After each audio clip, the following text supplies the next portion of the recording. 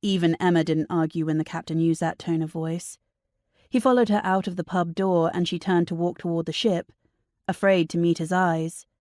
He stayed behind her, she assumed, but didn't speak until they'd walked 2 blocks.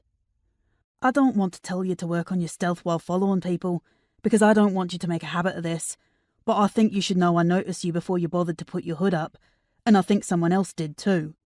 "What? Who?" Emma's head whipped around. "Face forward," came Marchand's sharp command. Emma obeyed. "You will continue walking toward the ship, and you will not stop until you get there. Do you understand me?" Emma gave a reluctant yes. "You will wait in my cabin until I return. Understood?" "You're not coming?" "Tell me you understand." Emma did not miss the urgency in his voice. "Yes, Captain." She didn't see him leave, since he'd been walking behind her, but she felt the absence of his protective presence. For the first time in a long time, she felt the need to obey Captain Marchand.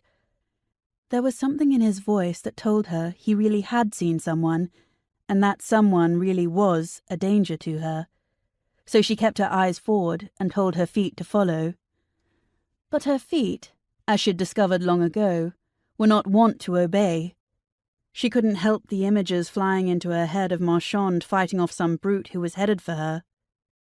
And the longer she watched the fight in her mind, and the farther her feet took her from him, the more curious she became about the opponent. Who were they? Why were they after her? Would this be her only chance to see them and find out? To know for herself? Her feet stopped.